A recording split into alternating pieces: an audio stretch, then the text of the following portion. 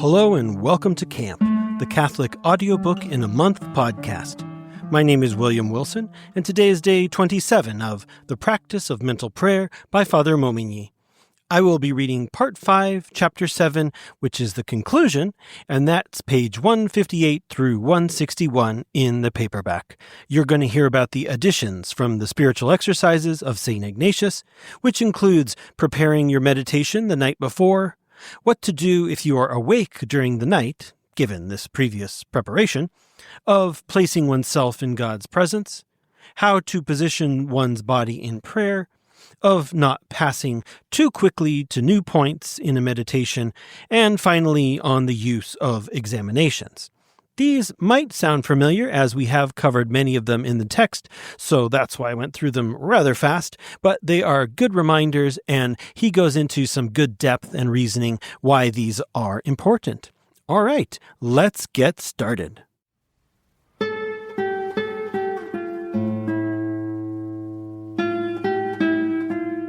Chapter 7. The Additions of the Exercises. First Edition. After going to bed, just when I want to go to sleep, I will think for the space of a Hail Mary of the hour that I have to rise, and for what, making a resume of the exercise which I have to make. When occupied with a matter of temporal importance, we find it difficult to turn our thoughts from it when the hour for sleep has come, and we determine to give it our attention the first thing the next morning. Indeed, in the morning we very quickly take it up again and continue our thoughts of the previous evening.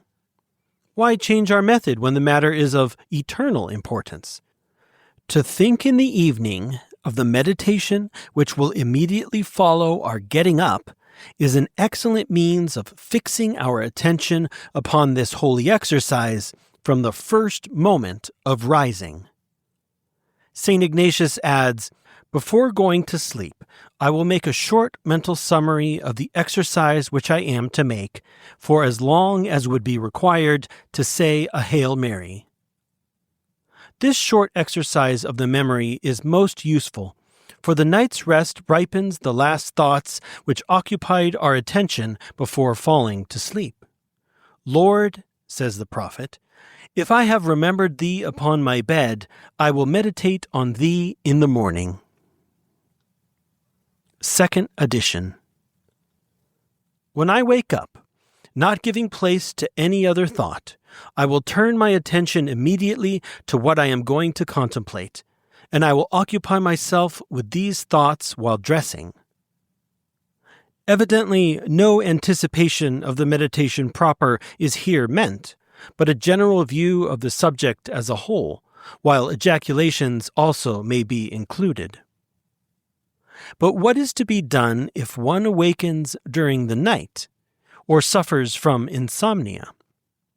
St. Ignatius does not certainly require that one should so dwell upon the subject as to make the return of sleep more difficult, for in the 10th edition he says, "As to the time to be given to sleep, we must not, as a general rule, retrench from that which is necessary.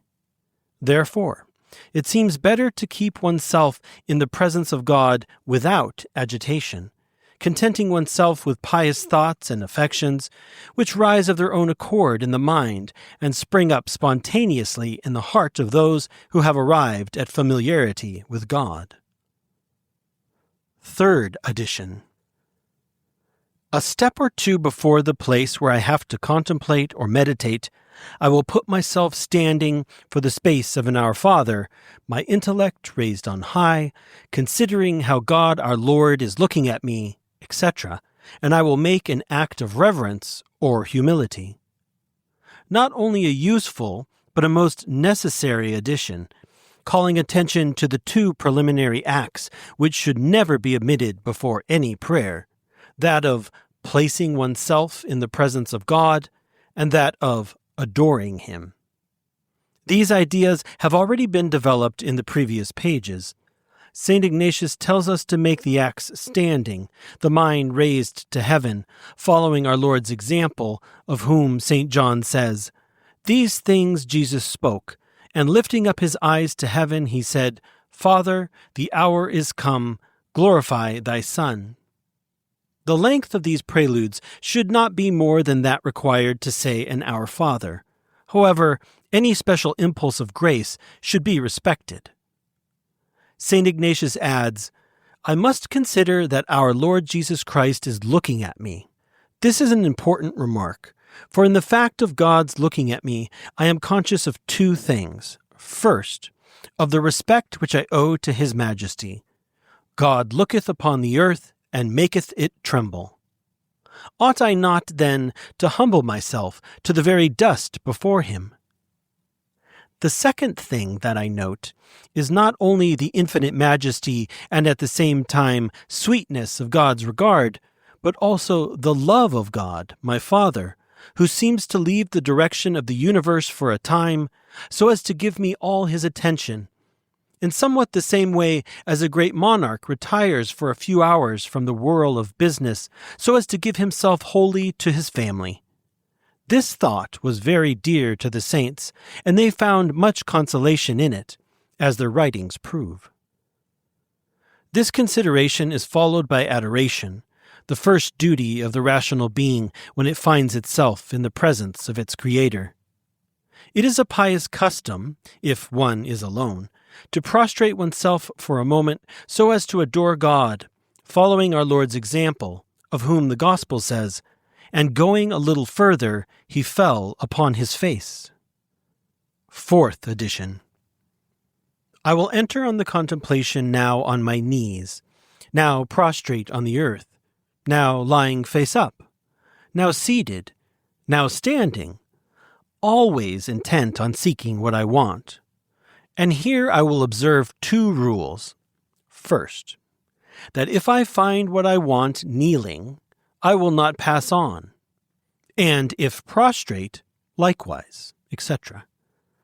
The second, in the point in which I find what I want there, I will rest, without being anxious to pass on until I content myself. This edition points out the different postures that may be adopted and prescribes that the one which is best suited to gaining the desired devotion should be chosen. These various postures are only a means. Now, means should be suited to the end. St. Ignatius here large-mindedly includes the positions suitable both for the sick and for those in good health.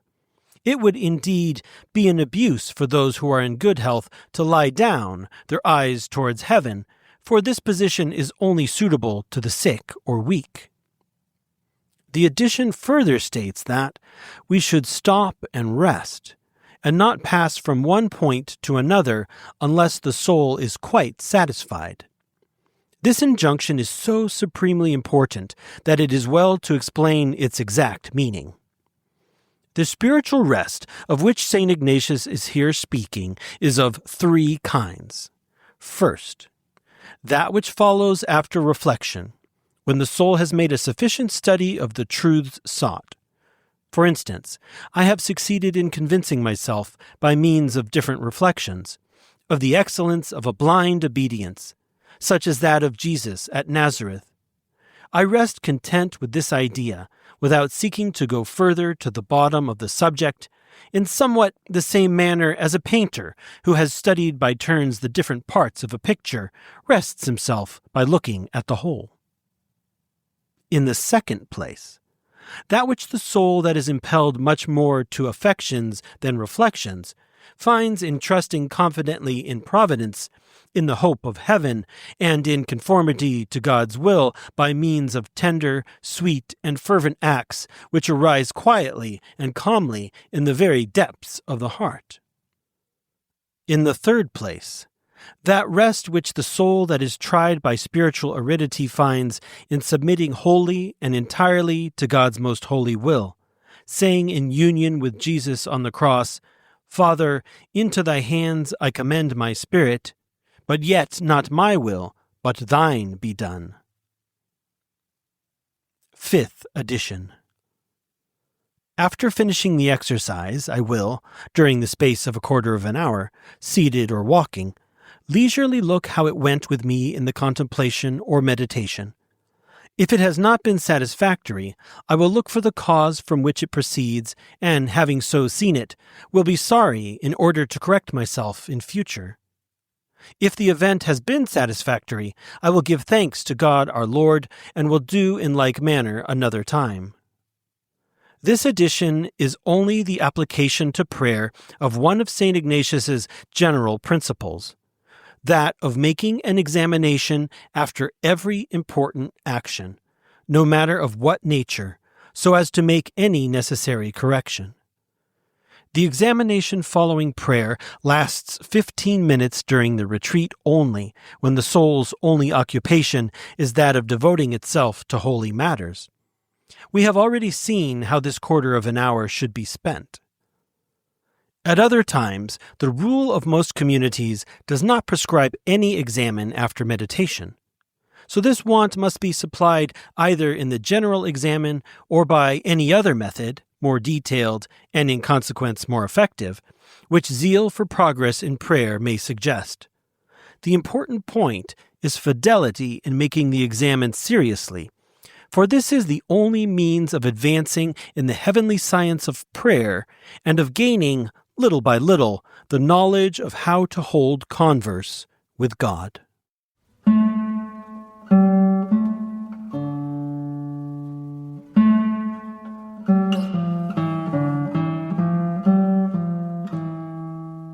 That's all for today. I hope you enjoyed the reading. Tomorrow we will recap some of the main themes of the book.